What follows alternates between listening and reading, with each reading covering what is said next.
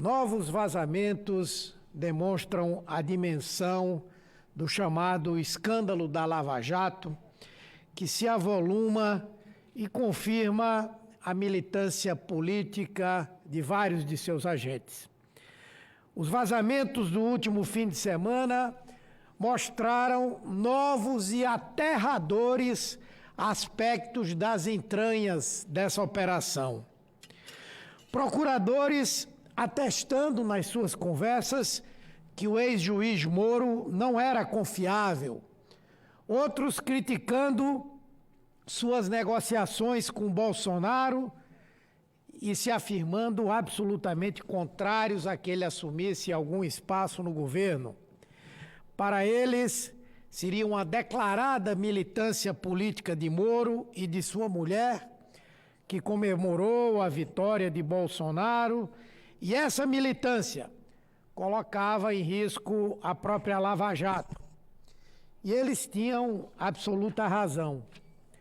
A atuação do então juiz Sérgio Moro deixou escancarada uma política de conchavos e de perseguição política para prender Lula, prejudicar o PT e favorecer a eleição de Bolsonaro, com quem ele havia acertado cargos e vantagens ainda usando a toga.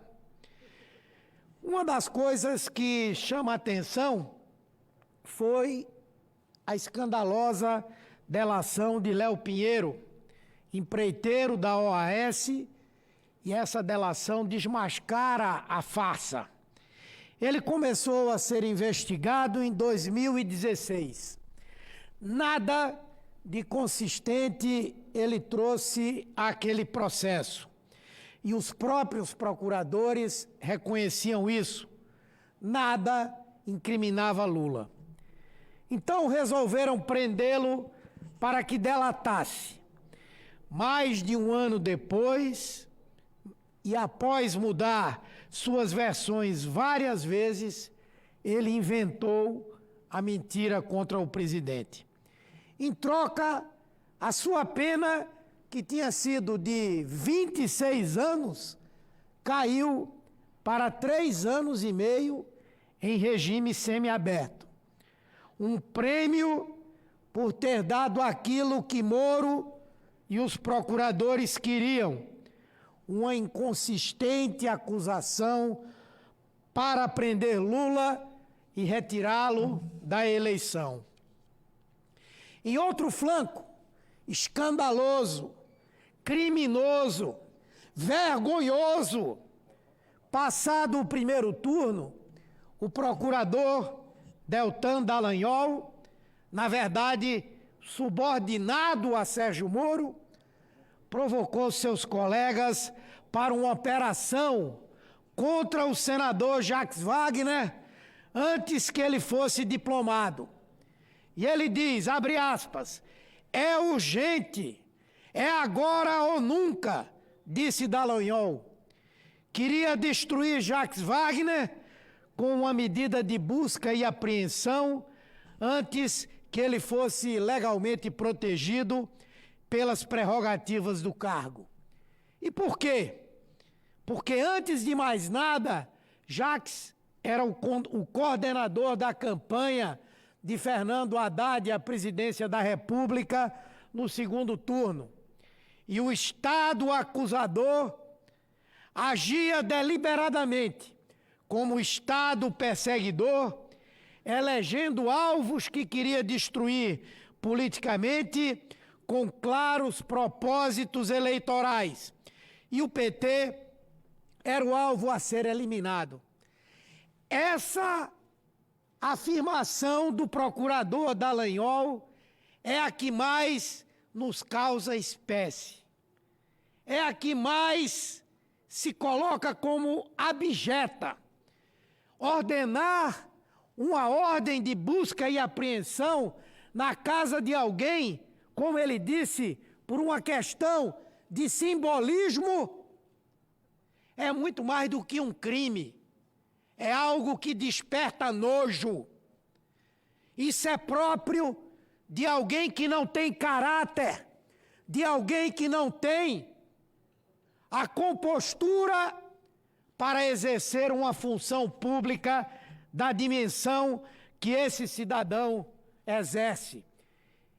E o Senado Federal não pode ficar calado. Tratava-se de um senador ainda não diplomado, ainda não empossado, mas já eleito pelo povo da Bahia. Quem tem que se dirigir à Procuradoria-Geral da República e ao Conselho Nacional do Ministério Público para apurar a veracidade ou não dessa fala do procurador Dallagnol é o Senado Federal. Não é o senador Jacques Wagner, não é o PT nem sua bancada, é o Senado Federal. Foi essa instituição que foi agredida por esse cidadão, se essas gravações são verdadeiras. E são, porque até hoje nenhum deles teve coragem de desmentir. Eles ficam ali enrolando. Pode ser que tenham adulterado, pode ser que eu não tenha dito exatamente isso, mas nem Moro, nem Dallagnol, nem nenhum desses procuradores já chegou publicamente para dizer: é uma farsa, é uma mentira, não é verdade. Nenhum deles disse isso, porque eles sabem que são verdadeiras. Eu espero e tenho certeza que, a julgar pela posição do presidente dessa casa até agora, ele vai cobrar do Conselho do Ministério Público e da Procuradora-Geral da República uma investigação sobre essa questão. E vejam como funciona o espírito de corpo. O corregedor-geral do Conselho Nacional do Ministério Público simplesmente arquivou uma representação solicitada por conselheiros do próprio Ministério Público para investigar Dallagnol, sem que nenhuma investigação tivesse feita. O doutor Orlando Rochadel pediu o arquivamento. Isso compromete a imagem do Ministério Público. Eu tenho certeza de que há milhares de procuradores, promotores que não concordam com esse tipo de prática feita por esses procuradores citados nessas gravações hoje de conhecimento público. Esse escândalo mostra uma vergonhosa parcialidade política dos agentes do Estado envolvidos na operação. Lawfare, em sua forma mais bem acabada, a lei deturpada por juízes e procuradores movidos por vontade política. E interessante que o chamamento à população para apoiar essas práticas heterodoxas cada vez tem menos repercussão. Fizeram essas manifestações no fim de semana, somente 86 cidades, menos gente na rua, manifestações marcadas por brigas intestinas entre a própria direita, gente do MBL que foi chamada de tontos pelo próprio Moro, pedindo ajuda da PM para não serem agredidos fisicamente por outros grupos da própria direita. Essa é a realidade do Brasil que nós temos hoje. Rejeição ao governo, rejeição ao presidente da República dispararam. O apoio despencou completamente, principalmente no norte, no nordeste, no centro-oeste do país. O Brasil está parado, inerte, a incompetência é completa e ainda assim há uma meia dúzia de lunáticos que vão para o meio da rua, inclusive estão aqui na frente do Congresso pedindo a intervenção militar e o fechamento do Congresso Nacional e do Supremo Tribunal Federal, demonstrando uma radicalização perigosa, apoiada pelo próprio presidente e os seus seguidores hidrófobos, existentes inclusive dentro do governo. A única coisa de que vive o governo é da autofagia. Agora mesmo, um dos filhos do presidente, responsável pelas milícias virtuais que o defendem, ataca mais um general, depois de ter derrubado outros dois.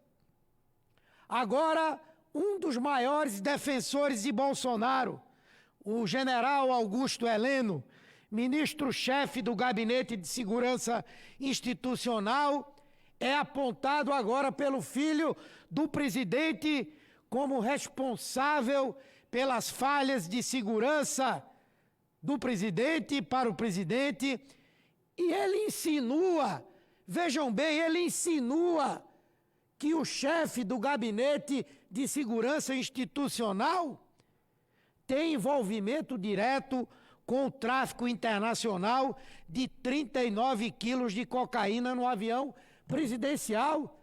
Isso é uma denúncia gravíssima. Só causa estranheza que o general Heleno não tenha dado aquele murro que ele deu na mesa contra uma fala de Lula. Ele deveria ter dado 10. E o presidente da República deveria ter se manifestado também. Não pode alguém dentro do governo ser acusado de coisas tão graves e até o presente momento não temos uma manifestação desse governo. Mas, senhor presidente, eu vou concluir. É sintomático que duas faças que se montaram juntas, a intervenção de vários integrantes da Lava Jato e Bolsonaro, estejam caindo juntas, levando à lama todos os seus falsos heróis. Nós vamos continuar cobrando que se investigue a fundo esse caso e que todas as vísceras dessa trama sórdida que maculou o Estado democrático de direito, para que fossem satisfeitos os projetos pessoais de algumas pessoas, como Moro e Dallagnol, que pensavam que estavam acima da lei. Senhor presidente, estamos apenas no começo de toda essa história. Muita coisa, com certeza, ainda está por vir. E eu tenho convicção de que o Brasil realmente vai virar essa página triste, escrita por alguns integrantes dessa Lava Jato e por esse governo que a cada dia que se passa só desperta no povo rejeição e o desejo de que seja substituído o mais rapidamente possível. Obrigado, senhor presidente. Falou o eminente senador Humberto